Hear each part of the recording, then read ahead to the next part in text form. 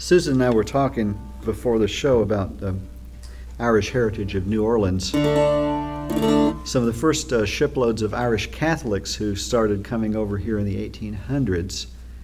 Of course, that immigration intensified in the 1840s because of the potato famine, but the very first ones arrived in 1806, and they came through New Orleans. The U.S. government was very, very concerned about this. Now, what I'm going to say may sound really, really familiar. The concerns are the same. The ethnic groups have changed through American history, but they were concerned about these immigrants who didn't speak English. They spoke Irish Gaelic, and they were Roman Catholics, so they tried to send them to an area that was already heavily predominantly Catholic, which was newly acquired territory of Louisiana. And quite a few of them died. There was a typhoid epidemic and another epidemic, and Congress thought that because they didn't really understand the business about disease and germs in 1806, they realized that there was something about the climate and the constitution of these people. They felt, well, if they can't live there, it would be inhumane to make them settle there, so we should probably let them come to the northeast part of the U.S. So they opened up the ports of Philadelphia and New York and Boston, and that's why so many Irish came through the northeast.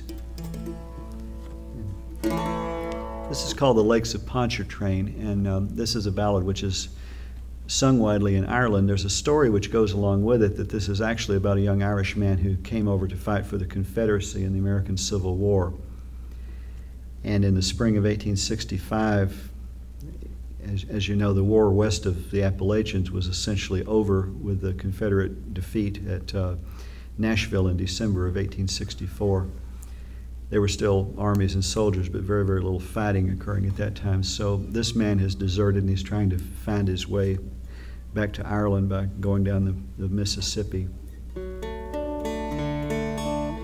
hoping to find a ship that'll take him home.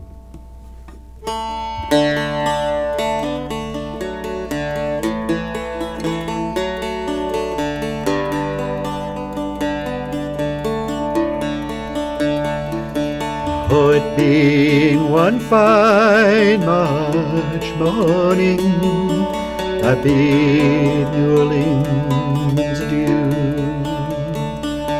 I took the road to Jackson Town, my fortune to renew. I cursed all foreign money, no credit could I gain, and it caused my heart longing for the lakes of Ponchartrain.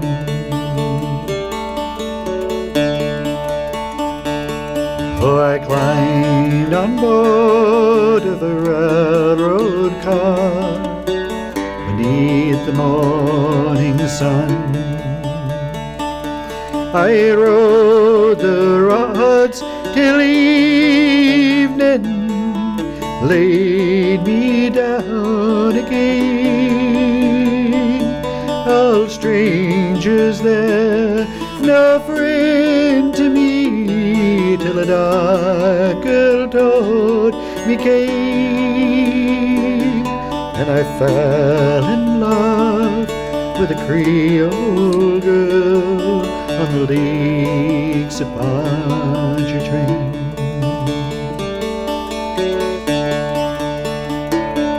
Oh, I said, my pretty Creole girl, my money is no good.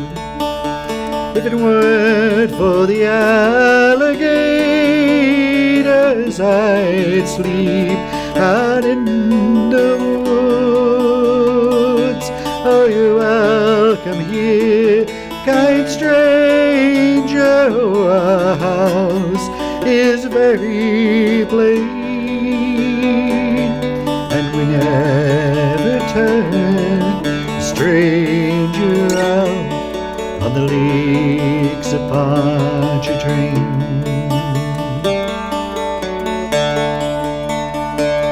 So she took me to her family's house, and they treated me right well. Oh, the hair upon her shoulders in jet black ringlets fell, to try and trace her beauty, oh, I'm sure would be in vain. So handsome was my Creole girl on the lakes of Ponchartrain.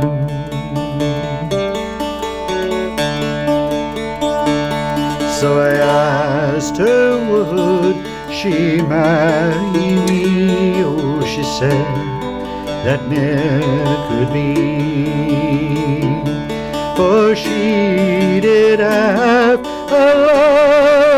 lover, though he was far at sea, and she said that she would wait for him, and faithful she'd remain till he returned to his Creole girl on the lakes of Ponchartrain.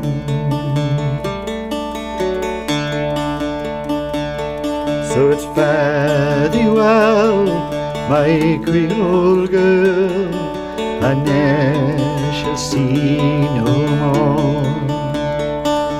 For I'll not forget your kindness and your cottage on the shore, and at every social gathering a flowing glass I'll drain,